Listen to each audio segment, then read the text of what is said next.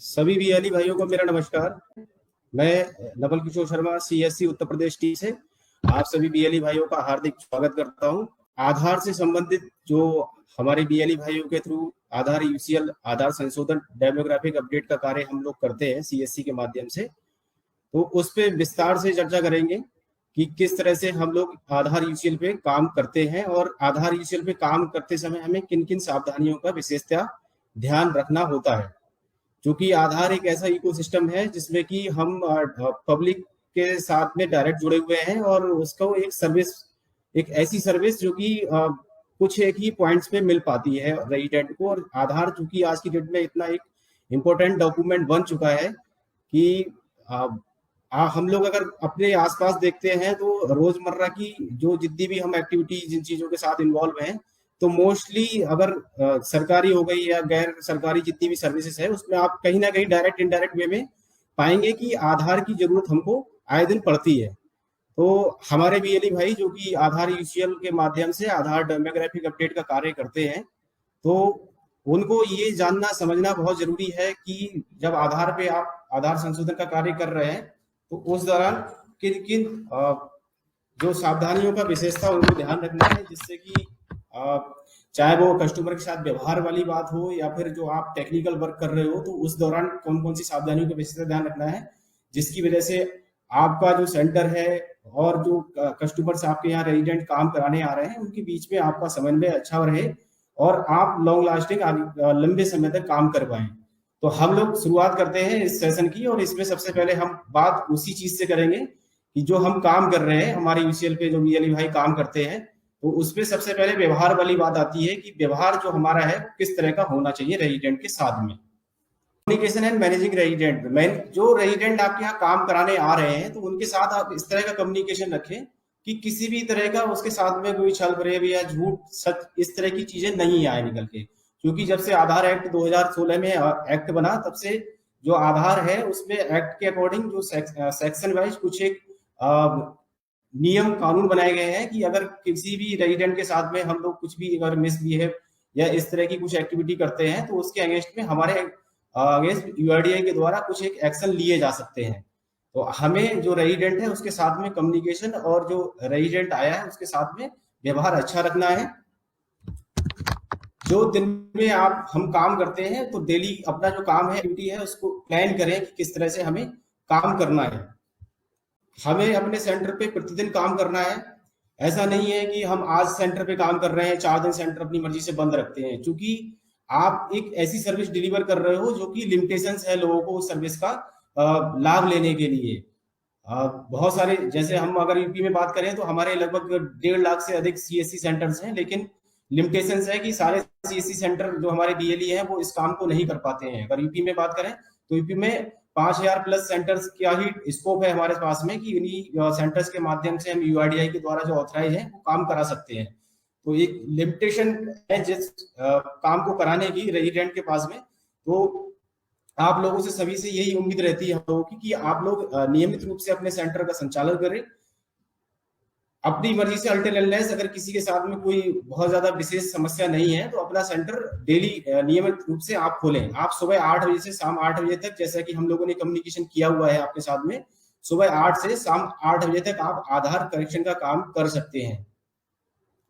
जो कुछ एक रेजिडेंट फिजिकली या फिर कुछ इस तरह से चैलेंजिंग आते हैं जिनके साथ में कुछ एक ऐसी डिजीज है, हार्ट के पेशेंट हैं, क्योंकि आप लोग सेंटर जो भी चला रहे हैं हमारे बीएलई भाई, ज्यादातर रेजिडेंट ऐसे आते हैं आपके यहाँ पे जो कि आप परिचित हैं, उनसे चिर परिचित हैं, तो आपको उनके बारे में उनके बैकग्राउंड के बारे में पता रहता है कि ऐसा तो नहीं है कि उसको कोई बीमारी इस तरह की है कि अगर आप उससे किसी भी ऊंची तेज आवाज में बात करें, हार्ट की पेशेंट है, बीमारी से कोई ग्रसित अगर कोई रेजिडेंट उनके साथ में विशेषता आप अपना व्यवहार पोलाइट रखें। लेडीज है, प्रेग्नेंट वुमेन है, इस तरह के जो केसेस या रेजिडेंट्स आपके साथ काम कराने के लिए आते हैं, फिजिकली चैलेंज कुछ लोग हैं, दिव्यांगजन है, तो उनको आप जो है प्रायोरिटी पे काम करें उनका, और उनके साथ विशेषता जो व्यवहार है बहुत ज्यादा पोलाइट रखें अपना। स्ट्रेट फॉरवर्ड उनको आंसर या स्ट्रेट फॉरवर्ड कोई भी अगर चीजें आपको समझ में नहीं आ रही है, उनको समझ में नहीं आ रही है, तो कम्युनिकेशन के साथ में बहुत ज्यादा स्ट्रिक्ट व्यवहार ना रखें। कई बार रेजिडेंट इतने पढ़े लिखे नहीं है तो वो रेजिडेंट एनरोलमेंट फॉर्म अपने आप से नहीं भर पाते हैं, तो उनकी मदद कर सकते हैं आप रेजिडेंट का कि आप इस तरह से इस प्रकार अपना फॉर्म भर लीजिए, ना कि सीधे सीधे कि आप जैसे जाओ जहां करा के लाओ, किसी से भी करा लाओ, हमें कुछ नहीं पता है, तो आप उनकी हेल्प कर सकते हैं। रेजिडेंट को जो एनरोलमेंट फॉर्म है वो खुद से ही भरना होता है और उसकी जानकारी जो उसे खुद से पता है तो वो खुद भरेगा उसको। इन केस अगर वो इलिटरेट है, पढ़े लिखे नहीं है, तो आप हेल्प कर सकते हैं वहां पे। कुछ एक चीजें हैं आधार पे, जब आप आधार सेंटर चला रहे हैं तो उस समय ग्रीवियांस और क्वेश्चन कुछ सजेशन के पर्पज से कुछ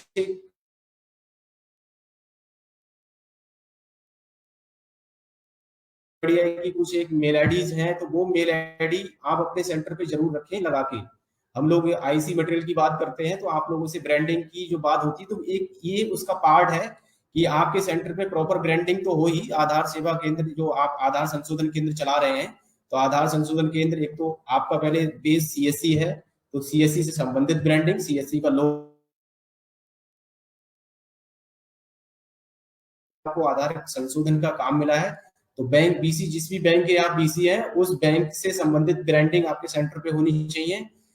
फिर बात आती है, आप चूंकि आधार संशोधन का कार्य कर रहे हैं, आधार डेमोग्राफिक अपडेट का काम कर रहे हैं, तो आधार संशोधन केंद्र आपके सेंटर पे इस तरह की ब्रांडिंग जरूर लगी हुई हो कि हाँ, आप आधार संशोधन का कार्य होता है यहाँ पे और कौन कौन सी सर्विसेज आप यहाँ पे देते हैं।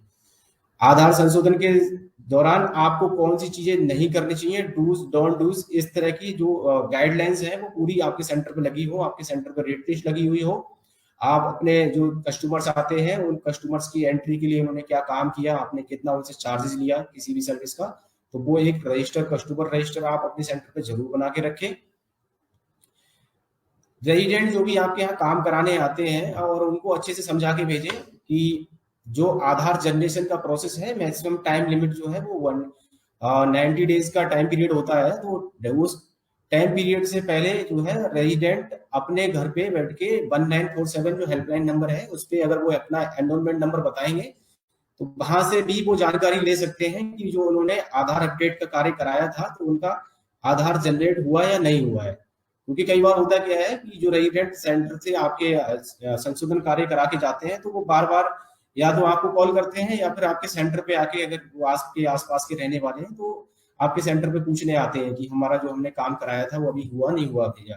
तो इन सब चीजों को, इस तरह के फुटफॉल को रोकने के लिए आप लोग 1947 जो रेजिडेंट जा रहे हैं उनको बता के भेजें, क्योंकि जो आप लोग रेजिडेंट को स्लिप देते हैं उसमें भी वो लिखा रहता है नीचे ये सारी चीजें, तो बता दें कि ये नंबर है, उस नंबर पे आप अपने आधार जो आपने करेक्शन कराया है, ईआईडी नंबर या कुछ बेसिक डिटेल वहां पे पूछी जाती है हेल्पलाइन नंबर पे, वो बताएंगे तो उनके आधार से संबंधित जो जानकारी है जो लेना चाह रहे हैं उनको मिल जाएगी। जब उनको आधार जनरेट हो जाएगा तो प्रिंट कराने वो आपके यहाँ पे आ सकते हैं। इस तरह का कम्युनिकेशन, फेयर कम्युनिकेशन करते हुए रेजिडेंट को अपने यहाँ से, आप सेंटर से जब भी उनका काम करते हैं तो जरूर बताकर भेजिए। कुछ एक चीजें हैं जैसे कि आप रेजिडेंट कोई भी काम कराने आता है, मान लीजिए उसने अपना नाम अपडेट कराया, अपने उसने एड्रेस अपडेट कराया, तो जनरली लोग जो है मोबाइल नंबर या ईमेल आईडी उनको अगर जब तक जरूरत नहीं है तो वो नहीं कराते हैं।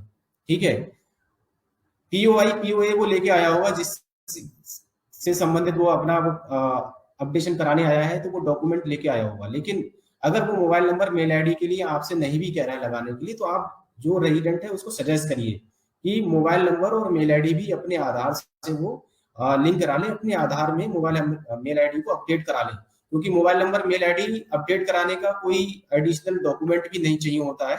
आप रेजिडेंट को सजेस्ट करोगे तो वो इसको एग्री करेगा और उसको इन फ्यूचर कभी जरूरत पड़ेगी तो दोबारा से करेक्शन या फिर दोबारा से अपडेट कराने की जरूरत नहीं पड़ेगी। आप लोगों को भी एडिशनल कोई ज्यादा मेहनत या एफर्ट करने की जरूरत भी नहीं है। उस समय जब आप रेजिडेंट का फॉर्म भर रहे होते हैं तो उसको सजेस्ट करें कि अपना मोबाइल नंबर जो भी उनका एक्टिव मोबाइल नंबर है प्रेजेंट टाइम में, उसको वो अपडेट करा दें। साथ में रेजिडेंट जब आते हैं तो रेजिडेंट जो काम कराने आ रहा है, आप उसको देखकर ही पता लग जाता है कि वो पढ़ा लिखा है। और आजकल तो हम लोग सभी लोग स्मार्टफोन यूज कर रहे हैं, रेजिडेंट भी जितने भी हैं सब स्मार्टफोन यूज कर रहे होते हैं। तो स्मार्टफोन यूज कर रहे हैं तो उसमें कहीं ना कोई मेल आईडी जरूर उसने अपनी बनाई होगी किसी भी ना किसी पर्पज से काम को यूज में लाने के लिए। तो मेल आईडी के लिए भी आप सजेस्ट कर सकते हो कि आप मेल आईडी अपनी अपडेट करा लीजिए आधार में, और आधार एनरोलमेंट फॉर्म पे सिंपल सा मेल आईडी आपने मेंशन किया, और जब आप उसका करेक्शन कर रहे हैं तो जो फील्ड्स हैं मोबाइल नंबर और मेल आईडी वाली, तो वहां पे आप मोबाइल नंबर और मेल आईडी भी उसका लिंक करें। इससे क्या होगा, कई बार मोबाइल पे ओटीपी नहीं आता है, मोबाइल पे इस तरह के जो कोई भी किसी का कहीं आधार यूज करने की, अगर मिस यूज करने की कोशिश कर रहा है, तो फेलियर वाले मैसेज ओटीपी मोबाइल पे नहीं आते। मोबाइल पे जो केवल इस तरह के ओटीपी आते हैं जो सक्सेस होते हैं, लेकिन मेल आईडी पे अगर रेजिडेंट के आधार से कोई भी कहीं पे भी कुछ भी हिट करने की कोशिश करेगा तो उस पर फेलियर के मैसेज भी आते हैं। तो उस पर्पज से मेल आईडी को भी लिंक अप कराना बहुत ज्यादा जरूरी है। आप रेजिडेंट को अपने आधार में मेल आईडी को लिंक कराने के लिए सजेस्ट करें। इसी प्रकार इसमें एक चीज और भी है यहाँ पे देखने वाली, जो जेंडर होते हैं, जेंडर वगैरह के लिए हम लोग कोई डॉक्यूमेंट उसमें नहीं लगता है, तो जेंडर जब आप लोग अननेसेसरी किसी का कोई जेंडर चेंज या इस तरह की एक्टिविटी करने की कोशिश ना करें। कस्टमर्स के साथ में अच्छा कम्युनिकेशन, अच्छी सर्विस को एड ऑन करने के लिए क्या क्या चीजें कर सकते हैं, ठीक है। यहाँ पे बताया गया है कि strictly adhere to standard operation जो प्रोसीजर्स हैं वो सभी अच्छे से आप लोग फॉलो करें, जो बताई गई है गाइडलाइन है उसके अनुसार काम करें। किसी भी रेजिडेंट का कोई भी किसी तरह का जो टेम्पर्ड एप्लीकेशन या डॉक्यूमेंट होता है उसको यूज ना करें। टेम्पर्ड का मतलब जो वो डॉक्यूमेंट लेके आया है उसके साथ में किसी भी तरह की कोई ओवर राइटिंग, व्हाइटनर या कटिंग, इस तरह का कोई भी चीज अगर वो लेके आया है डॉक्यूमेंट को, तो हमें यूज नहीं करना है। आधार सर्विस के लिए एडिशनल जो चार्जेस हैं वो नहीं लेने हमें। डेमोग्राफिक अपडेट है या डॉक्यूमेंट अपडेट है, दोनों के लिए 50 रुपीज चार्जेस आपको बताए गए हैं, तो 50 रुपीज चार्जेस ही हमें लेने हैं। प्रिंट के लिए भी आप लोग कलर फोटोकॉपी, जो फोटो पेपर होता है कलर कॉपी और लेमिनेट करके देते हैं, तो 30 रुपीज मैक्सिमम उसके लिए अलाउड है। तो आपको यही चार्जेस रेजिडेंट से लेने हैं, इसके अलावा ज्यादा चार्जेस नहीं लेने हैं।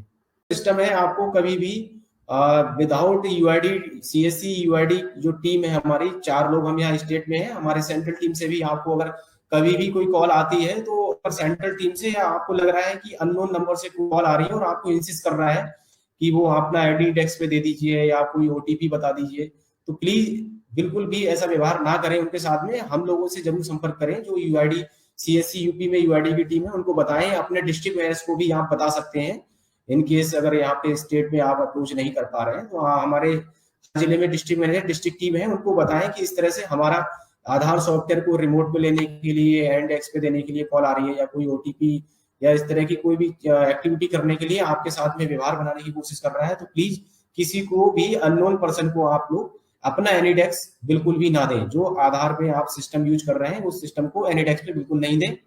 अगर किसी भी तरह से आपके आसपास कोई भी और लोग हैं जो कि आधार गलत तरीके से बना रहे हैं, बनाने की कोशिश कर रहे हैं, कई बार हम लोगों के साथ में आप शेयर करते हैं जानकारी कि सर हमारे क्षेत्र में आके कोई इस तरह से आधार करेक्शन कर रहा है, आधार बनाने का काम कर रहा है, जो कि कहीं पे भी यूआईडीआई की जो वेबसाइट है, क्योंकि जैसे आपके जितने भी सेंटर्स हैं और यूआईडी के जितने भी और भी सेंटर, किसी भी रजिस्ट्रार है या फिर एजेंसी के हैं, सभी अपॉइंटमेंट, यूआईडीआई अपॉइंटमेंट जो पोर्टल है उस पर दिखाई देते हैं। वो उस पोर्टल पे अगर कोई भी सेंटर डिस्प्ले नहीं हो रहा है, किसी भी ऑपरेटर की जानकारी नहीं आ रही है, और आपके आसपास आके अगर कोई भी आधार करेक्शन या आधार बनाने का कार्य करता है, तो आप यूआईडीआई के जो हेल्पलाइन या मेल आईडीज हैं उन पे वो शेयर कर सकते हैं, उनकी शिकायत कर सकते हैं कि यहाँ पे ये इलीगल तरीके से या अनऑथराइज रूप से आधार करेक्शन या आधार बनाने का कार्य कर रहे हैं। तो इसको लेके भी आप लोग जो है सचेत रहें, और इस तरह के जो लोग हैं उनसे इन्फ्लुएंस होके आप अपने सेंटर पे उनको बुला के या अपने सेंटर पे बिठाकर भी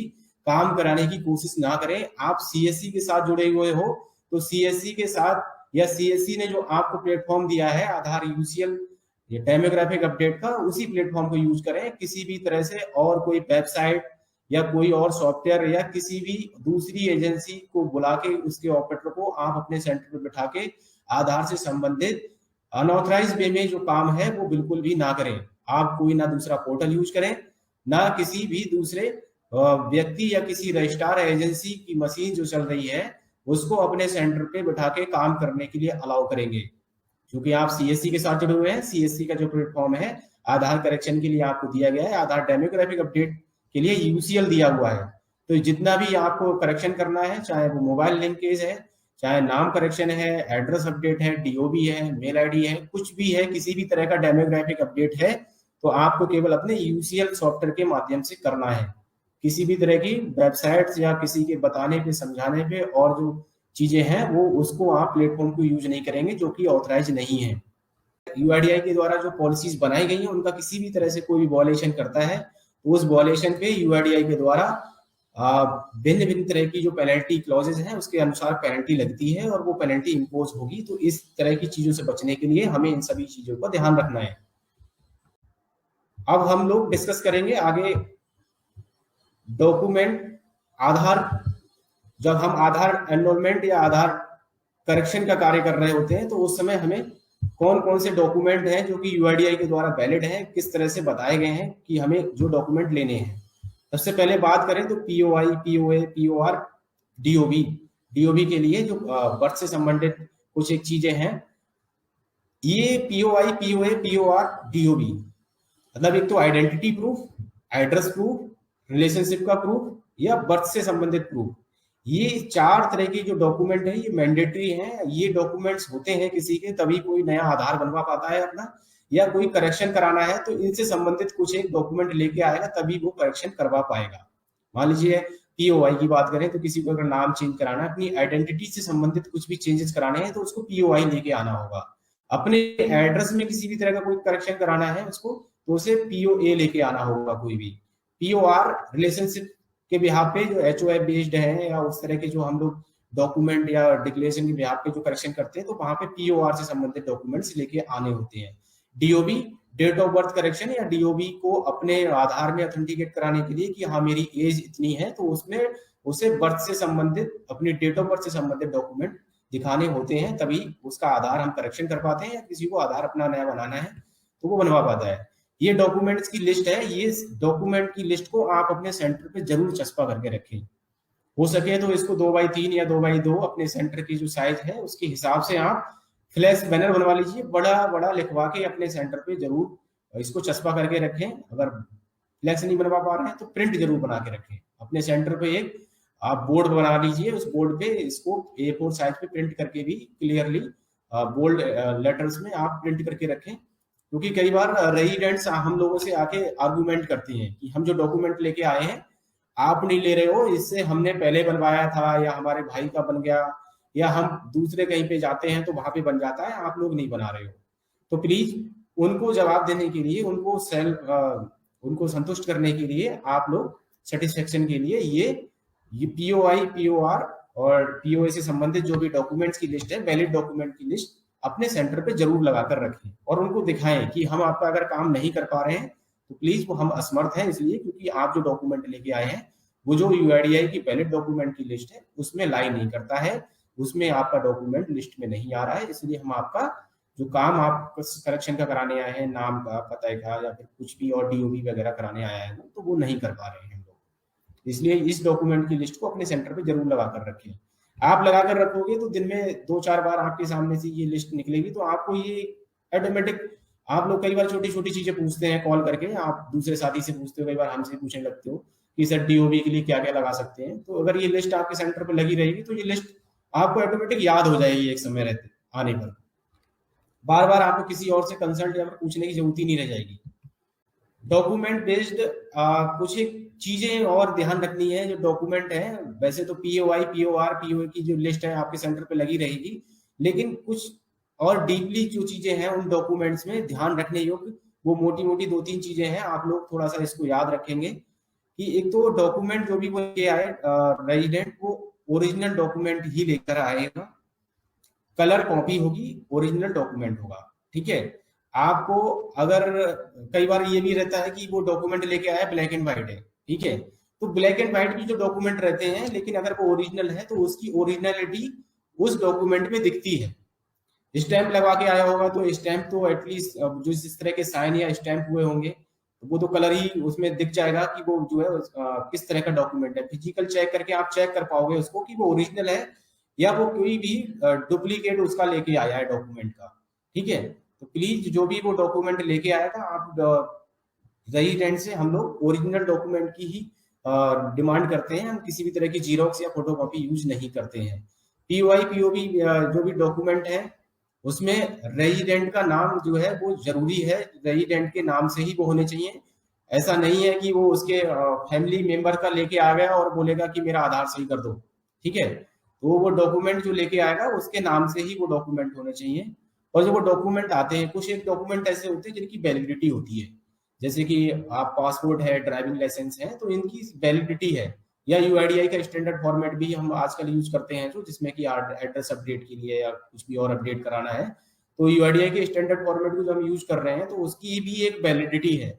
उस पे ऊपर कॉर्नर टॉप में डेट का कॉलम रहता है। उस डेट में का पर्पज ये है कि जिस डेट में वो यूआईडीआई स्टैंडर्ड फॉर्मेट को जिसने भी कंसर्न ऑफिसर ने या गजेटेड ऑफिसर से करा के लाया है, या फिर ग्राम प्रधान से या किसी से भी वो करा के लाया है, जो भी अथॉरिटी है जिसने की वो साइन या इशू किया है, तो वो जिस डेट में इशू किया है उससे 3 महीने के अंदर ही आप उस डॉक्यूमेंट को यूज कर सकते हैं।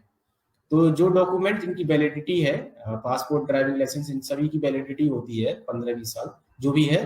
टाइम पीरियड वो उस पर लिखा रहता है, जो डॉक्यूमेंट है उस पर वैलिडिटी या एक्सपायरी। या फिर स्कूल में जो बच्चे पढ़ रहे होते हैं, तो उनके आईडी कार्ड में भी सेशन वाइज बोर्ड जो भी डॉक्यूमेंट आईडी ग्रुप है उसका, तो उस पर सेशन लिखा रहता है। जैसे अभी सेशन चल रहा है जो 22-23 सेशन चल रहा है, तो उस पर सेशन लिखा रहेगा ईयर, हाँ सेशन लिखा होगा, या वैलिड अप टू लिखा रहेगा उस पर, जो भी डेट रहेगी स्कूल के आईडी कार्ड की। तो आप लोग जो है इस चीज को देख लें कि जो वो डॉक्यूमेंट लेकर आया है वो वैलिडिटी उसकी एक्सपायर तो नहीं हो गई है। वो टाइम पीरियड उसका जो वैलिडिटी का है, अगर उसके अंदर ही बियॉन्ड द वैलिडिटी लेके आया है तभी आपको यूज करना है, अदरवाइज हम उसको यूज नहीं करेंगे। वाटर बिल है, टेलीफोन बिल है, इलेक्ट्रिसिटी बिल है, ये सभी 3 महीने पुराने ही हम यूज करते हैं। इससे ज्यादा पुराना है तो हम इसको यूज नहीं करेंगे। Rent agreement should be used before expiry date. एक तो रेंट एग्रीमेंट की अगर हम यहाँ पे बात करें, तो रेंट एग्रीमेंट जो नॉर्मली हम लोग तहसील से या फिर नोटराइज वकील से जो बना के लोग लेके आते हैं, यूज करने की कोशिश करते हैं, यहाँ पे वो उसकी बात नहीं हो रही है।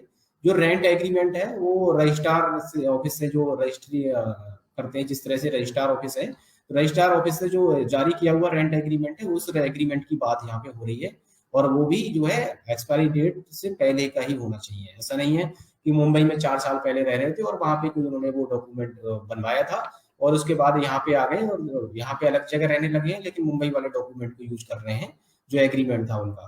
तो वो एग्रीमेंट आप यूज नहीं कर सकते हैं। वो आप लोग जो इस तरह के एग्रीमेंट हैं जिनमें की एक वैलिडिटी या फिर टाइम पीरियड की बात होती है, तो उसमें टाइम पीरियड जरूर देख लें कि बियॉन्ड द वैलिडिटी वो होना चाहिए, एक्सपायर्ड जो है डॉक्यूमेंट नहीं हो।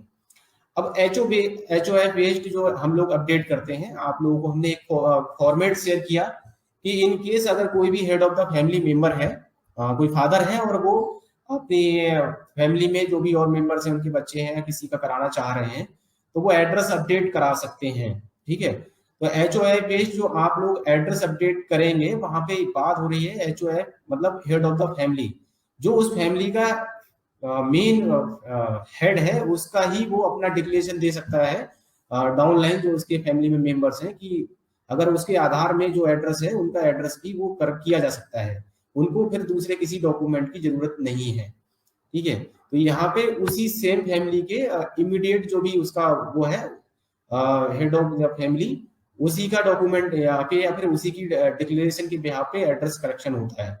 न कि ये कि दूसरे की फैमिली को कोई वेरीफाई कर देगा कि मैं इन्हें जानता हूं और मेरा एड्रेस ये है। हाँ, POR से संबंधित यहाँ पर रिलेशनशिप डॉक्यूमेंट वहां पे वो शो करना होता है हेड ऑफ द फैमिली वाले केस में, ठीक है। नॉर्मली हम बात करते हैं यहाँ पे करेक्शन की, तो किसी के नाम में कोई माइनर करेक्शन है, स्पेलिंग मिस्टेक है या सरनेम वगैरह उसको ऐड कराना है, तो वहां पे करेक्शन की बात होती है। जहाँ पे चेंज अगर वर्ड आ गया, तो वहां पे चेंज आइडेंटिटी, जैसे किसी का नाम है, फर्स्ट नेम की बात हो रही है, राम कुमार से किसी को श्याम कुमार कराना है, ठीक है, या राम कुमार से मोहन कुमार कराना है किसी को अपना नाम, तो यहाँ पे वो उसका नाम पूरा चेंज हो रहा है। दोनों अपने आप में एक अलग नाम है और दो नाम के इस तरह के लोग अलग अलग होते हैं। तो यहाँ नेम चेंज के लिए हम लोग रेजिडेंट को गजेट नोटिफिकेशन कराने के लिए बोलते हैं। गजेट नोटिफिकेशन के लिए उसको किसी भी जानकार वकील से मिलना होता है, ठीक है, और वो POI और पुराना जो उसका कोई नाम रहा होगा उसके फोटोग्राफ से संबंधित पूरी एक प्रक्रिया, अलग एक पूरा प्रोसेस है उसका गजेट नोटिफिकेशन का, उसको फॉलो करते हुए गजेट नोटिफिकेशन करा के लेके आएगा और उस डॉक्यूमेंट को आपके पास आएगा लेके, तभी आप उसका नाम चेंज कर पाएंगे। गजेट नोटिफिकेशन स्टेट या सेंट्रल गवर्नमेंट की जो गवर्नमेंट है, सरकार वही कराती है उसको, कोई प्राइवेट आदमी या फिर लोकली कहीं से नहीं हो सकता। वो स्टेट या सेंट्रल जो गवर्नमेंट है उनके थ्रू जो बजट जारी होता है उसमें उन सभी जैसे जो भी कुछ कराना चाहते हैं नाम चेंज, उनके नाम वो पब्लिश होते हैं और वो गजट नोटिफिकेशन जब पब्लिश हो जाएगा तभी उस डॉक्यूमेंट को जारी किया जाएगा और उस डॉक्यूमेंट को यूज किया जाता है। यहाँ पे गजट नोटिफिकेशन का मतलब किसी भी कोई एफिडेविट या फिर कोई ऐसे डॉक्यूमेंट से नहीं है कि वो अपना किसी भी शपथ पत्र को बनवा के ले आएगा। ठीक है, तो इसमें बहुत ही कंफ्यूजन है। हम लोग आप लोगों को मेल पे भी इसको ये बारे में थोड़ा सा डिटेल में शेयर कर देंगे कि किस तरह के रेजिडेंट को कराना है गजट नोटिफिकेशन। तो आप लोग नाम चेंज के लिए रेजिडेंट को गजट नोटिफिकेशन के लिए सजेस्ट कीजिए। किसी भी तरह से आप लोग उसके एजुकेशनल सर्टिफिकेट या फिर भले ही वो ए ग्रेड के किसी भी ऑफिसर से करा के लेके आएगा तो नाम चेंज हम नहीं कर सकते। इस केस में नाम चेंज वाले केस में केवल गजट नोटिफिकेशन ही बताया गया है, उसको कराना होता है।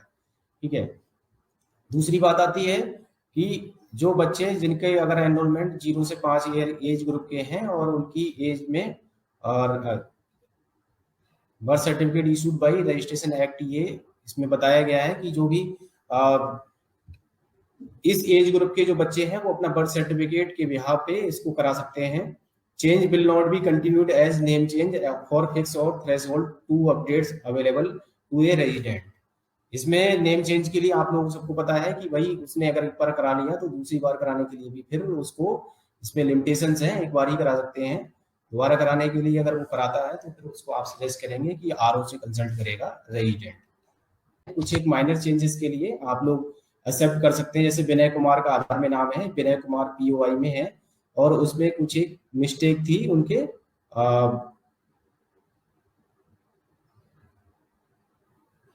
स्पेलिंग से संबंधित। प्रोनाउंसिएशन अगर हम किसी का उच्चारण करते हैं और उच्चारण में अगर वो चीज एक ही आ रही है पढ़ने में तो आप यहाँ पे जो करेक्शन की बात है वो उससे है। ठीक है, प्रोनाउंसिएशन अगर पूरा चेंज हो गया और वो चेंज कराने की कोशिश कर रहे हैं तो वहां पे हमें गजट नोटिफिकेशन के लिए सजेस्ट करना होगा। यहाँ पे आप जो स्लाइड में दिखा रहा हूँ आप देख पा रहे होंगे, यहाँ पे कुछ एक स्पेलिंग से संबंधित मिस्टेक्स हैं। कई बार आपको ना सीक्वेंस गलत मिलेगा किसी के नाम का, जैसे इसमें जो थर्ड स्टेप है आप देख पा रहे हैं यहाँ लिखा है नीति रविधरन। ठीक है, और वो जो डॉक्यूमेंट लेके आया उसमें लिखा था रविधरन नीति। ठीक है, अगर किसी के नाम जो वो चेंज कराने जा रहा है और वो डॉक्यूमेंट लेके आया उसमें सीक्वेंस में अगर आगे पीछे है और वो डॉक्यूमेंट जो लेके आया है उसमें सीक्वेंस कुछ अलग है तो आप उसको एक्सेप्ट कर सकते हैं।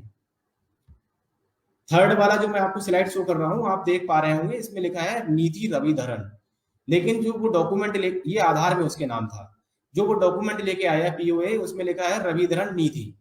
इट मींस उसका केवल सीक्वेंस चेंज हो रहा है, फर्स्ट नेम सेकंड जो फर्स्ट और लास्ट नेम है उसमें सीक्वेंस में चेंजेस हो रहे हैं। ठीक है, तो यहाँ पे इस तरह के डॉक्यूमेंट अगर कोई लेके आता है और चेंज कराने की कोशिश करता है तो आप इसको एक्सेप्ट करेंगे यहाँ पे।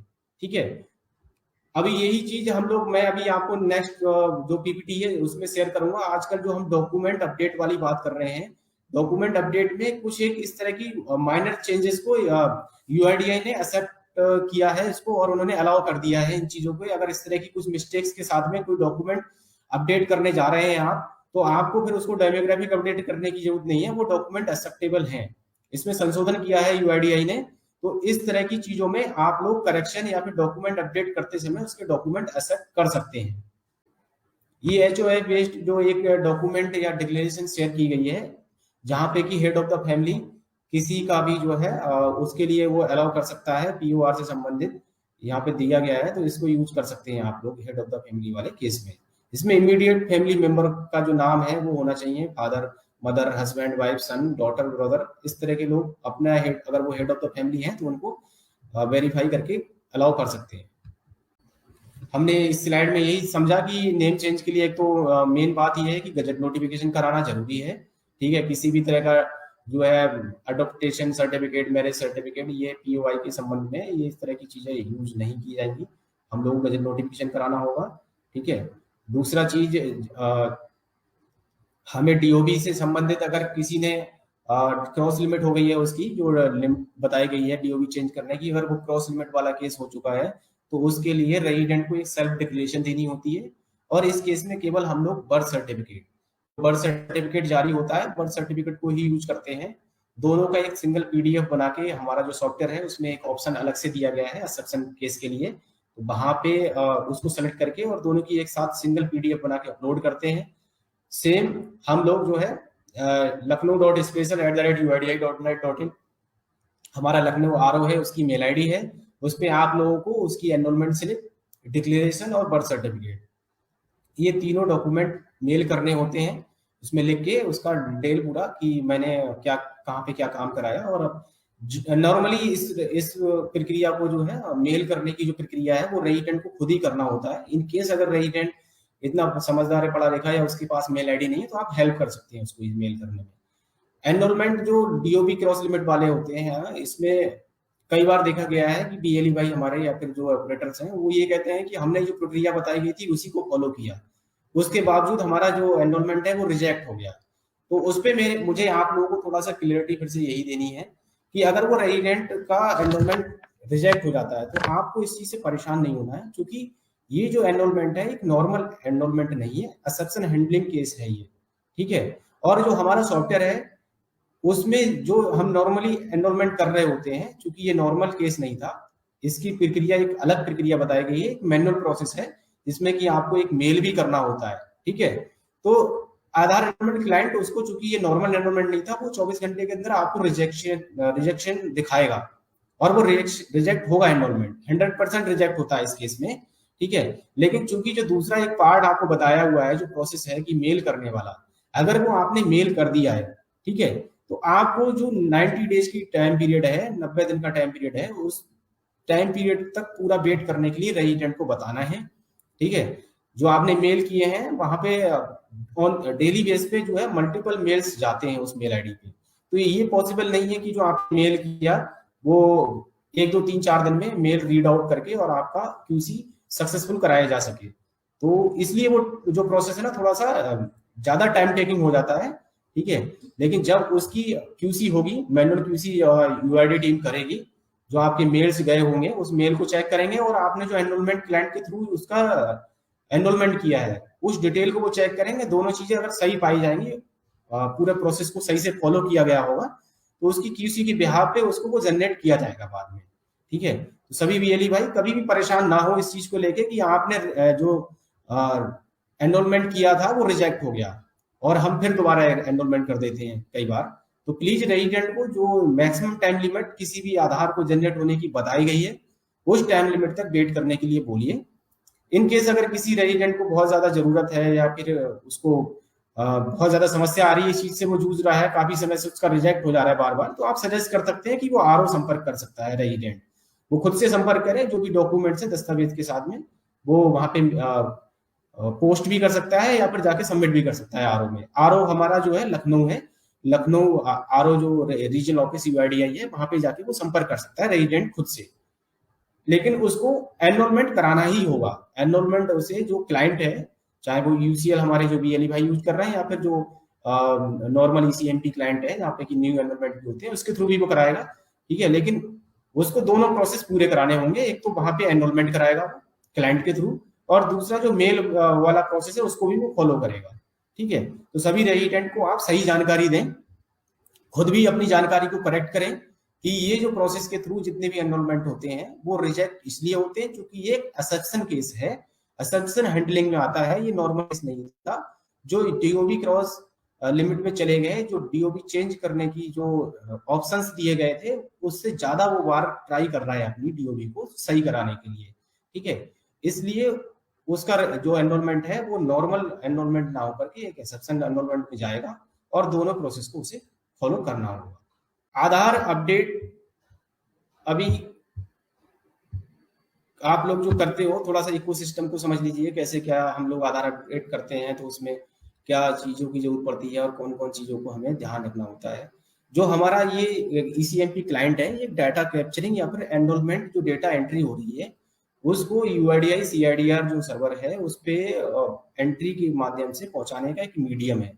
हम लोग क्या करते हैं, जो नॉर्मली हमें क्या करना है, अपना आप लोग जीपीएस जो है, तो सबको पता है कि जीपीएस सिंक करते हैं, आप लोग अपना बायोमेट्रिक देते हो तो आपका ऑपरेटर सिंक होता है, ऑपरेटर सिंक होना जरूरी है। ऑपरेटर सिंक नहीं करेंगे तो हमारा क्लाइंट ओपन नहीं होगा, ठीक है। क्लाइंट ओपन होने के बाद में हम लोग फिर अपना जो क्लाइंट है उसमें जो रेजिडेंट है उनकी सभी एंट्री और वो कंप्लीट करते हैं। डॉक्यूमेंट अपडेट सर्विस अभी पिछले कुछ एक महीने से इस पे ज्यादा फोकस किया जा रहा है। इसको इसकी जरूरत क्यों है, हमने पहले भी आप सभी को बताया गया है कि जैसे कि आधार आज की डेट में सबसे ज्यादा यूज किया जाने वाला डॉक्यूमेंट हो चुका है।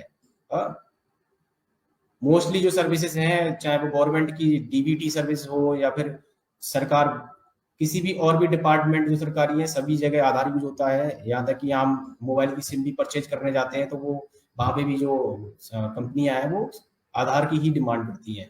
ठीक है, तो जब इतना ज्यादा इसका यूज होने लगा है तो क्यों ना इस डॉक्यूमेंट को भी स्ट्रेंथ, मतलब इसको मजबूती देने के लिए समय समय पे यूआईडीआई ने जो गाइडलाइन जारी की है उसके अनुसार ये है कि जो रेजिडेंट हैं, चाहे उन्होंने अगर अपना आधार बनवा लिया है और कभी भी अपने आधार में कोई भी अपडेट नहीं कराया, ठीक है, तो समय समय पे ऐसे सभी रेजिडेंट को, इसमें अभी फिलहाल में 10 साल की जो टाइमलाइन है वो 10 साल यूआईडीआई ने बताया है कि सर्कुलर के अनुसार 10 साल से पुराने जितने भी आधार हैं सभी को कराना है। और इन फ्यूचर भी सभी लोगों को ये 10 साल पे अपने आधार में जो डॉक्यूमेंट अपडेट है पीओआई या फिर पीओआर से संबंधित, पीओए से संबंधित, वो उनको कराने होंगे। ठीक है, तो हम लोगों को लिए ये एक ऐसी एक्सरसाइज है जो कि अभी फिलहाल में तो बहुत ज्यादा चैलेंजिंग इसलिए और बन गई है क्योंकि एक थोड़ा सा टेंडेंसी है, ह्यूमन टेंडेंसी समझ लीजिए, या फिर होता है ना कि लोगों को जब तक कि भाई जरूरत नहीं पड़ती है ना तब तक वो काम कराता नहीं है।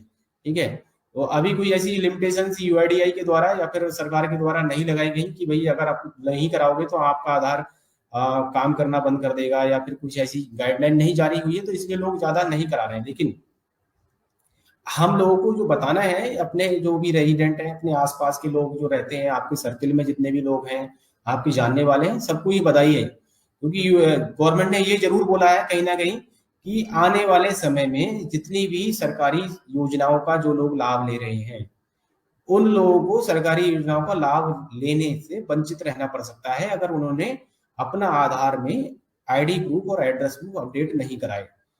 क्योंकि देखिए, एक बहुत बड़ा टास्क पहले तो जब 2012-13 से इस आधार का ये जो प्रोजेक्ट है स्टार्ट हुआ तो एक बड़ी जिम्मेदारी थी कि जो इंडिया जैसे कंट्री में, जहाँ की उस समय भी बात करें तो 100 करोड़ से ज्यादा आबादी थी और अभी भी 130 करोड़ के आसपास आधार जनरेट हो चुके हैं, तो इतनी संख्या में और इतने कम समय में आधार जनरेट करा पाना यूआईडीआई जो गवर्नमेंट है उसके लिए भी एक बहुत चैलेंजिंग टास्क था।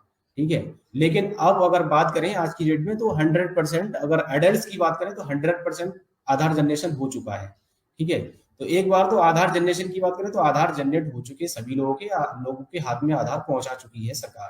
ठीक, अब लेकिन चूंकि आधार आज की डेट में इतना ज्यादा यूज होने लगा है तो अब ये भी जरूरी बन गया है कि जो लोगों ने आधार बनवाया है, तो जो आधार बनाते समय या फिर लोगों का समय समय पे रहने का स्थान चेंज हो जाता है या आइडेंटिटी में भी कुछ एक चीजें करेक्शन उसने इस बीच में अगर कुछ कराया है, तो पीओआई और पीओए जो उसके प्रेजेंट टाइम में अपडेटेड रिसेंटली जो पीओआई पीओ है उसको भी वो अपने आधार से अपडेट करा लें। ठीक है, इसलिए इस एक्सरसाइज को कराया जा रहा है। जैसे मान लीजिए कोई 4 साल पहले यहाँ पे कानपुर में रहता था और वो अभी 4 साल से मुंबई रहने लग गया है। ठीक है, अभी बात हो रही है आने वाले समय में आपको एक नया कॉन्सेप्ट समझ में आएगा, फैमिली आईडी वाला।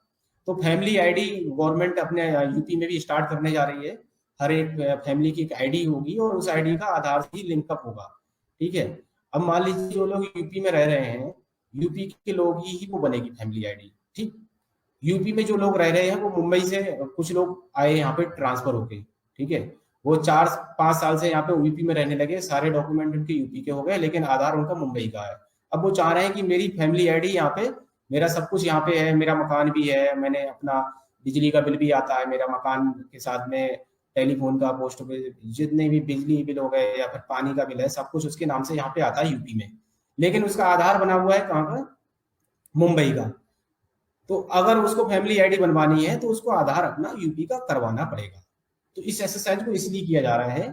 ठीक है, अभी 2-4 महीने में आपको समझ में आएगा फैमिली आईडी का कॉन्सेप्ट, और इसको बहुत जल्दी ही यूपी गवर्नमेंट स्टार्ट करने जा रही है। तो प्लीज सभी लोगों से अनुरोध है कि जब इस तरह का कुछ एक चीज आएगी, कोई एक नया कॉन्सेप्ट आएगा, फिर इसमें भीड़ लगने लगेगी, एक चैलेंज बन जाएगा, लाइन लगेगी कि कितने लोगों के आधार हैं वो सभी के अपडेटेड होने चाहिए। तो सभी बीएलई भाइयों से अनुरोध है कि आप खुद अपने आप को एजुकेट करिए और अपने आसपास के लोगों को एजुकेट करिए इस चीज के लिए कि अगर इन केस उन्होंने अपना जो आधार उनका बना था 2011-12 में उन्होंने जब आधार बनवाया और उसके बाद उनको कोई भी चीज की जरूरत नहीं पड़ी अपडेट कराने की, नाम पता DOB किसी भी तरह का कोई भी अपडेट नहीं कराया है, तो उनको अपने डॉक्यूमेंट अपडेट कराने हैं।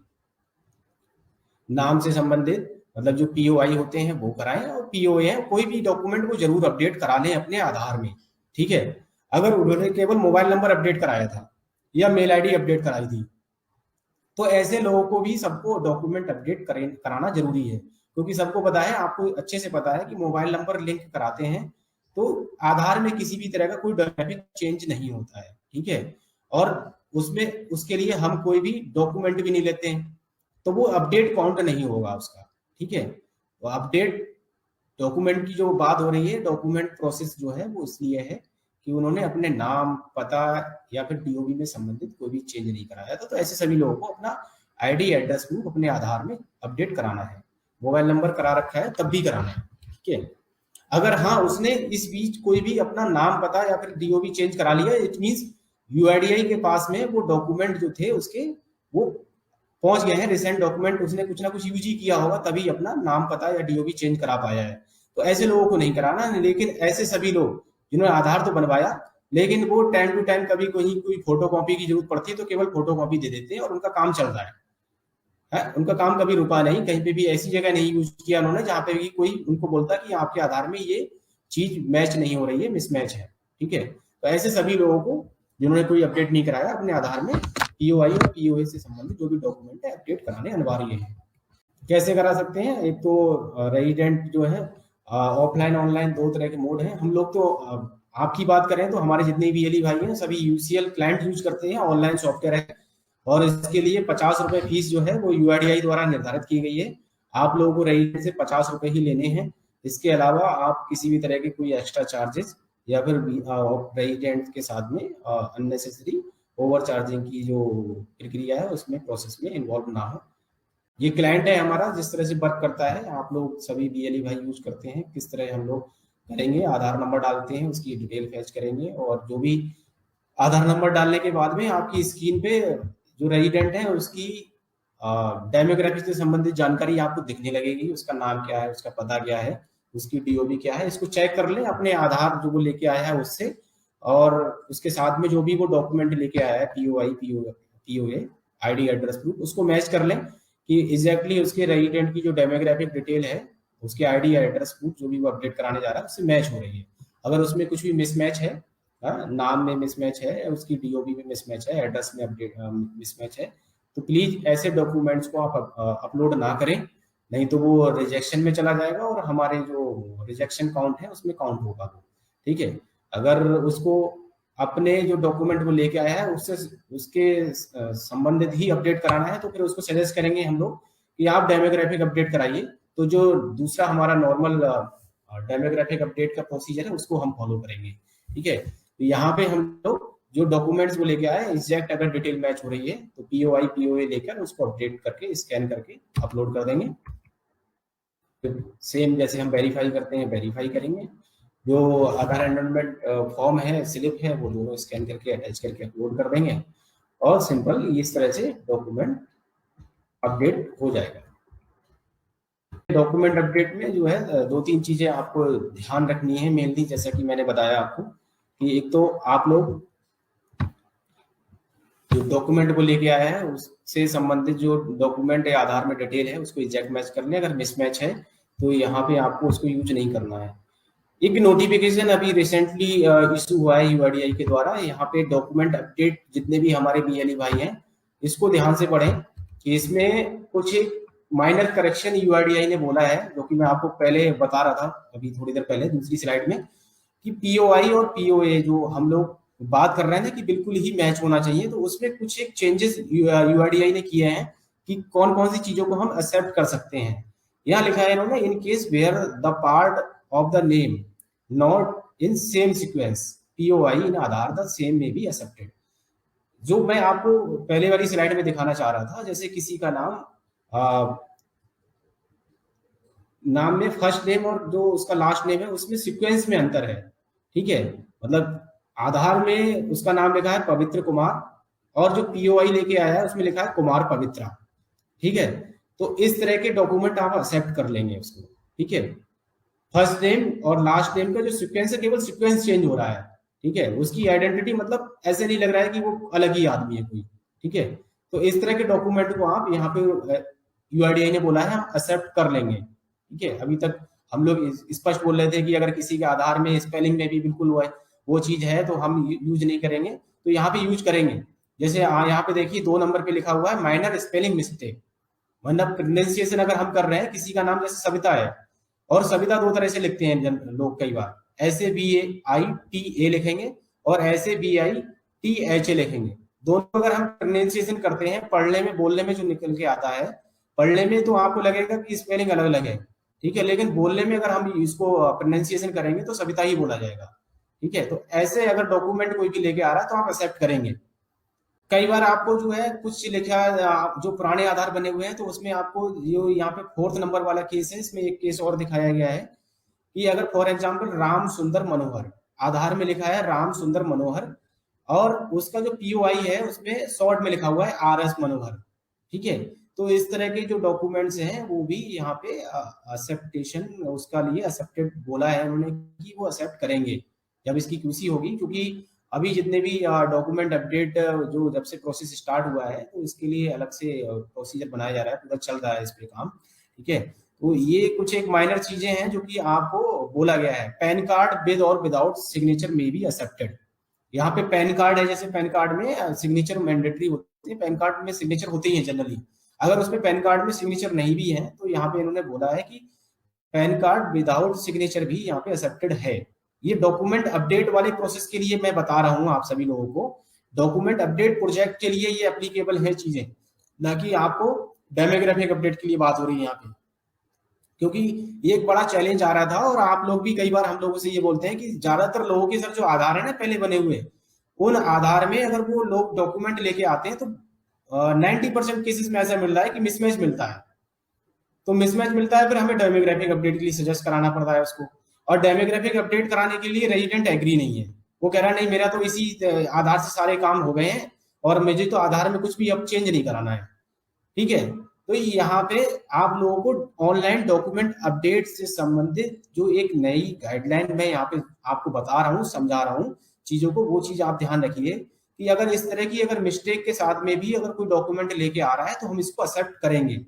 ठीक है, ये यूआईडीआई के द्वारा ऑफिस मेमोरेंडम अभी जनवरी में ही और लास्ट वीक में आया है कि अगर इतना कोई माइनर मिस्टेक्स हैं तो यूआईडीआई ने इसको एक्सेप्टेबल बताया है, एक्सेप्ट करेंगे वो उसको।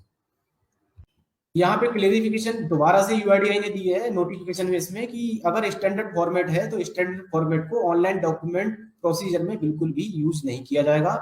इसको एक्सेप्टेड, उन्होंने नॉट एक्सेप्टेड लिखा है, इसको एक्सेप्ट नहीं करेंगे वो। In case of change of surname after marriage in Aadhaar, resident may be advised to get their name updated in Aadhaar। यहाँ पे हम जो बात कर रहे हैं, कई बार ये होता है हम लोगों से, आप लोग ये क्लेरिफिकेशन लेने की कोशिश करते हो कि कोई भी लेडीज है या फिर किसी का भी शादी होती है, तो शादी के बाद में सरनेम नॉर्मली कई बार लोगों के चेंज होते हैं। तो उस केस में हमें क्या करना है, उस रेजिडेंट को सजेस्ट करना है कि पहले आधार को अपडेट करा लेगा, नाम में अपडेट कराएगा आधार में। यहाँ पे एक्सेप्ट नहीं करेंगे हम ऐसे डॉक्यूमेंट्स को। ठीक है, जैसे मान लीजिए किसी का सविता देवी थी और सविता शर्मा हो रही है। ठीक है, तो यहाँ पे सविता देवी से सविता शर्मा हो रहे हैं, इसका मतलब उनके जो है सरनेम में चेंजेस हो रहे हैं। तो सरनेम चेंज करने के लिए उसको डेमोग्राफिक अपडेट करने के लिए आप सजेस्ट करेंगे, आधार में नाम चेंज होगा उसका।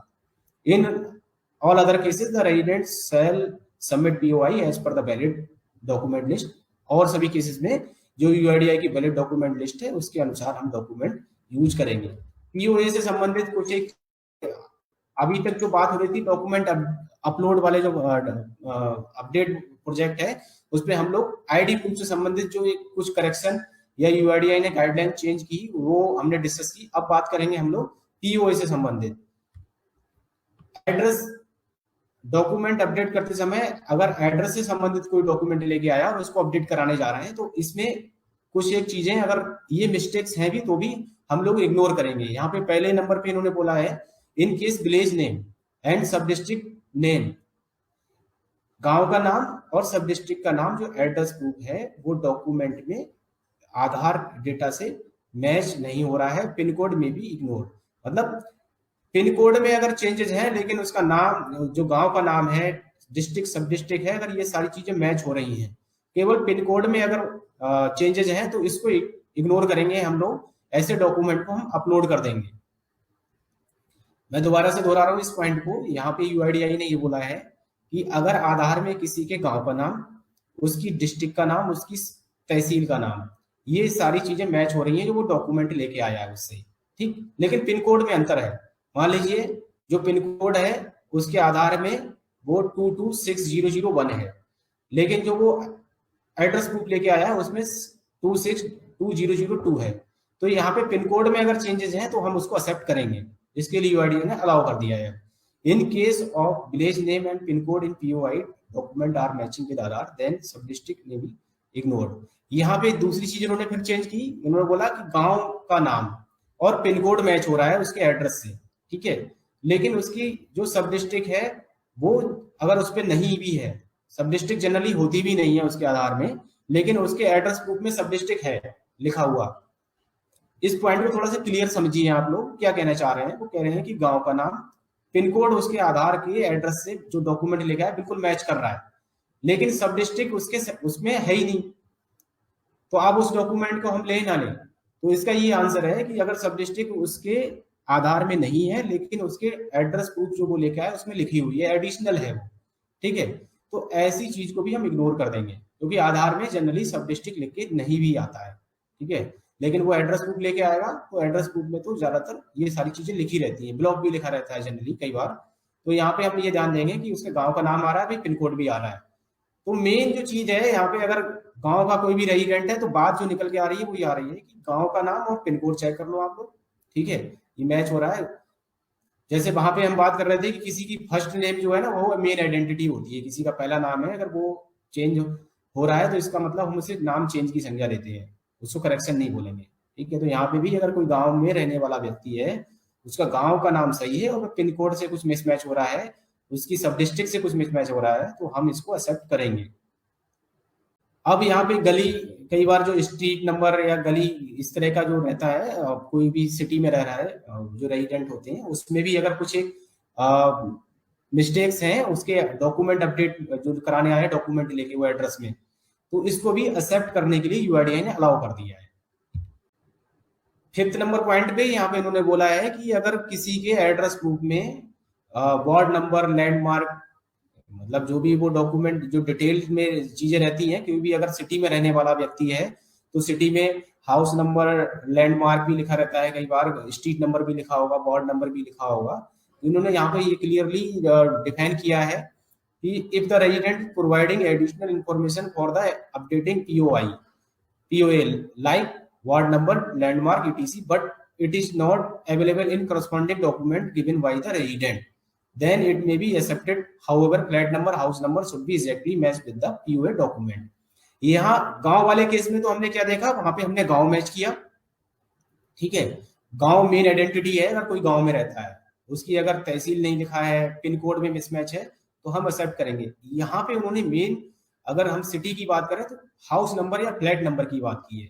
हाउस नंबर और फ्लैट नंबर अगर उसके आधार और पीओ में मैच हो रहा है, बाकी और चीजें डिटेल में लैंडमार्क या वार्ड नंबर नहीं भी लिखा है, तो इस तरह के डॉक्यूमेंट भी एड्रेस प्रूफ के रूप में हम लोग डॉक्यूमेंट अपडेट करते समय एक्सेप्ट कर लेंगे। Only POA document relaxation as mentioned above. यहाँ पे UIDAI standard format address proof के रूप में डॉक्यूमेंट में यूज कर सकते हैं आप लोग। आईडी प्रूफ में स्टैंडर्ड फॉर्मेट आपको यूज नहीं करना है। Blank stamp on photograph in passbook which is usually skipped is not available, may be also accepted. कई बार क्या होता है कि जो स्टैम्प है, हम लोग पासबुक की बात करें, अगर हम पासबुक भी यूज करते हैं तो वहां पे ब्लैंक स्टैम्प ऑन फोटोग्राफ पे अगर स्टैम्प सही से नहीं लगी है या फिर ब्लैंक है, बैंक की जो स्टैम्प है अगर वो नहीं भी है वहां पे, तो उन्होंने इसको एक्सेप्टेबल बोला है। क्लियरिटी यहाँ पे फिर से दोबारा दी है कुछ चीजों पे इन्होंने। पीओए डॉक्यूमेंट नॉट कंटेनिंग और there is mismatch in state pin code due to revision of administrative boundaries और द स्टेट डॉक्यूमेंट ये advise to get her date. Address proof में अगर पिन कोड में कुछ एक ऐसे चेंजेस हैं जहाँ की स्टेट, डिस्ट्रिक्ट या सब डिस्ट्रिक्ट की उस तरह का कुछ एक चेंजेस हुए हैं। पिन कोड आप लोग देखते हैं कई बार आप लोग जब करेक्शन भी कर रहे होते हैं तो कुछ पिन कोड आते नहीं है, अब रेजिडेंट बोलता नहीं हमें यही पिन कोड चाहिए। तो इस तरह के जितने पिन कोड्स हैं वो हमें डायरेक्टरी है उसमें ऐड ऑन कराने होते हैं। उसके लिए आप लोग सजेस्ट कर सकते हो, हम लोगों के साथ में शेयर कर दीजिए कि आपके एरिया के ये पिन कोड्स हैं वो आपके क्लाइंट में नहीं आ रहे हैं और वो पिन कोड्स अवेलेबल हैं, पोस्ट ऑफिस उस पिन कोड के साथ में है ग्राउंड पे अगर फिजिकली, तो ऐसे पिन कोड्स को आरओ के साथ में शेयर किया जाता है और उसको ऐड ऑन कराया जाता है। तो प्लीज इस तरह के पिन कोड्स को अगर आपके साथ में कुछ एक चैलेंज आ रहे हैं, आप नॉर्मली भी चैलेंज फेस करते होंगे कई बार कि कुछ पिन कोड्स नहीं आ रहे हैं एरिया पिन कोड और वो है वहां पे ग्राउंड पे, तो ऐसे पिन कोड्स की डिटेल आप लोग हमारे साथ शेयर कर सकते हैं। अगर एड्रेस प्रूफ जो भी लेके आया है वो डॉक्यूमेंट उसमें बहुत ही कम जानकारी है, in the address mentioned in Aadhaar has fewer detail than the information available in the POA. मतलब आधार में बहुत ही कम जानकारी, केवल कुछ एक चीज लिखी हुई है और लेकिन उसके एड्रेस प्रूफ में डिटेल्ड में पूरा एड्रेस लिखा हुआ है और रेजिडेंट चाह भी ये रहा है कि उसके एड्रेस में, एड्रेस प्रूफ में जो चीजें लिखी हुई हैं वही उसके आधार में हो जाए। तो उसके लिए सजेस्ट करेंगे हम लोग कि वो अपना एड्रेस अपडेट करा लेगा आधार में। डॉक्यूमेंट अपडेट करने से उसका एड्रेस चेंज नहीं होगा आधार में, ठीक है। तो ये एड्रेस प्रूफ से संबंधित जो डॉक्यूमेंट हम लोग डॉक्यूमेंट अपडेट फीचर या प्रोजेक्ट आया है नया, उसमें करते समय पीओआई पीओए जो आप लोग ले रहे हो इन सब चीजों को आप लोगों को ध्यान रखना है। कुछ एक एरर और पेनल्टीज की बात कर लेते हैं हम लोग, क्योंकि जो काम कर रहे हैं हम लोग अभी पिछले कुछ एक महीनों से आप लोग देख रहे होंगे कि एक बड़ा चैलेंज हम लोगों के सामने अभी ये आ गया है कि काम करते हैं तो आईडी सस्पेंड हो जाती है, फिर उस पर पेनल्टीज भी आ रही है रिजेक्शन के बिहाफ पे। तो ये कुछ एक पेनल्टीज और रिजेक्शन है उसके बारे में हम थोड़ा डिस्कस कर लेते हैं।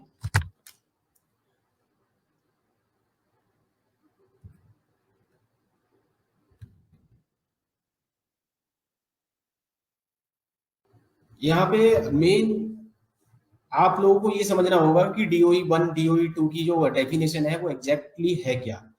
डीओई 1 की बात करें तो फ्रॉडुलेंट डॉक्यूमेंट या मिसिंग डॉक्यूमेंट। फ्रॉडुलेंट डॉक्यूमेंट से मतलब क्या होता है, इस तरह का कोई भी डॉक्यूमेंट जिसमें कि वो डॉक्यूमेंट जो लेके आया है आपको लग रहा है कि उसने डॉक्यूमेंट के साथ में कुछ ना कुछ छेड़छाड़ की है, मतलब वाइटनर लगाया है उसके साथ में, ओवर राइटिंग की है, कटिंग की हुई है, ठीक है। इस तरह की जो भी चीजें हैं वो फ्रॉडुलेंट डॉक्यूमेंट में आती है कि डॉक्यूमेंट को फ्रॉड कर दिया गया।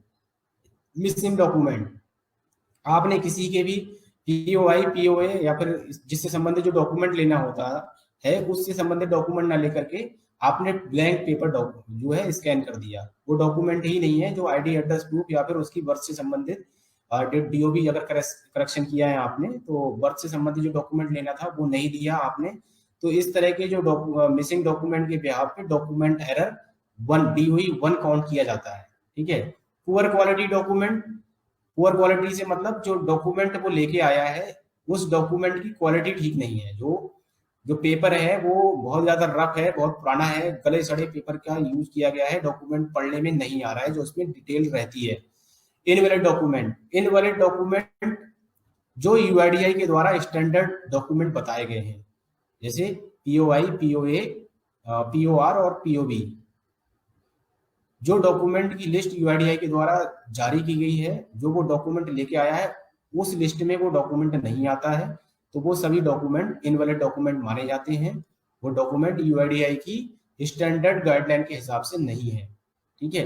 डेमोग्राफिक डेटा मिसमैच, मान लीजिए किसी के आधार में जब आप एनरोलमेंट कर रहे होते हो या फिर एनरोलमेंट करेक्शन कर रहे हो किसी का, तो आपने क्लाइंट में तो कुछ लिखा लेकिन डॉक्यूमेंट में लिया जो उसका तो उसमें कुछ और लिखा हुआ है, मतलब जो डेमोग्राफिक डिटेल है उसमें मिसमैच हो गया, ठीक है। आपने एनरोलमेंट करते समय किसी का नाम जो है राम कुमार है और डॉक्यूमेंट वो लेके आया उसमें श्याम कुमार लिखा है, ठीक है। तो यहाँ पे डेमोग्राफिक डेटा मिसमैच में वो एरर काउंट किया जाएगा, ठीक है, और ये डीओई 2 में आता है।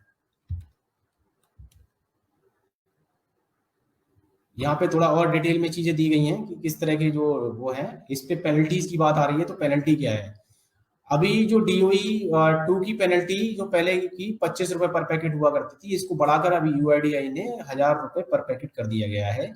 Poor quality document, demographic data mismatch, valid invalid document, gender photo mismatch, age photo mismatch. Gender photo mismatch क्या होता है कि अगर वो शक्ल से जो उसका चेहरा है उससे वो मेल लग रहा है, लेकिन जब हमने एनरोलमेंट किया या अपडेट किया उसका तो उसको फीमेल कर दिया, जेंडर उसका चेंज हो गया। ठीक है। एज फोटो मिसमैच, अगर उसकी फोटो से देखें तो उसकी फोटो में एज लग रही है 10 साल, लेकिन बाई मिस्टेक उसकी जब टाइपिंग करते समय या फिर क्लाइंट में हमने उसकी एज जो है वो 25 साल कर दी। ठीक है। या कई बार लोग लेके आते हैं डॉक्यूमेंट, तो लेकिन हमें ये चीज तो खुद देखने से भी पता लग जाएगी ना किस एज का है वो देखने वाला बंदा। ठीक है। वो भले ही कितनी भी एज कराने लेके आया हो, डॉक्यूमेंट लेके आया है उससे रिलेवेंट, तो उस डॉक्यूमेंट रिलेवेंट जो भी लेके आया उसकी भी सत्यता की आप जांच कर सकते हैं। हाँ, फिजिकल चेक कीजिए उस चीज को कि जो विजुअली जो चीज नहीं दिख रही है आपको तो आप कैसे कर सकते हैं। एज फोटो मिसमैच में विशेषता इस चीज का ध्यान रखें, और जेंडर फोटो मिसमैच में भी विशेषता ध्यान रखें।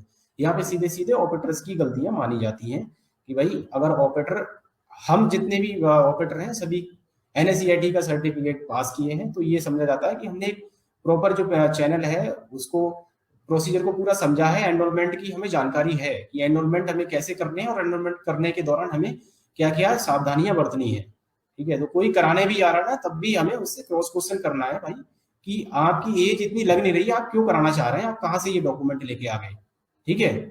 प्लीज इन सभी जो एरर से बचने के लिए हमें थोड़ा सा सावधानियों का ध्यान रखना है, नहीं तो हमारी आईडी भी सस्पेंड होती है और हमारे जो पर पैकेट पेनल्टी क्लॉजेस बनाए हुए हैं UID की तरफ वो भी इम्पोज होगी हम पे। DOE 1 जो फ्रॉडुलेंट डॉक्यूमेंट, मिसिंग डॉक्यूमेंट था, उसमें 10,000 रुपए पर पैकेट पेनल्टी है। बायोमेट्रिक एरर, आप लोग बायोमेट्रिक करते नहीं है तो वो आपके लिए है नहीं। अनपार्लियामेंट्री लैंग्वेज, अनपार्लियामेंट्री लैंग्वेज मतलब एनरोलमेंट करते समय डेमोग्राफिक आपने कुछ भी एब्यूजिंग लैंग्वेज या फिर उस तरह की अगर कुछ भी आप करेंगे तो वो उस पर आएगा। इसके अलावा UIDAI की अगर जो सॉफ्टवेयर है उसके साथ में किसी भी तरह का कोई भी हम टेम्परिंग या कुछ करते हैं, गमी फिंगर या फिर रबड़ थंब यूज किया जा रहा है, तो उसमें ये पेनल्टी जो है पर ऑपरेटर लगती है।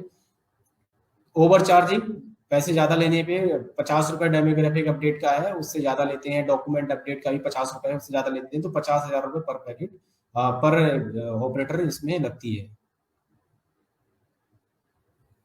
ये डिटेल में कुछ एक बताया गया है DOE 1 DOE 2 के बारे में, कि हम आप लोगों को शेयर भी कर देंगे। कुछ और जो चीजें हैं वो थोड़ा सा ध्यान देने वाली हैं यहाँ पे।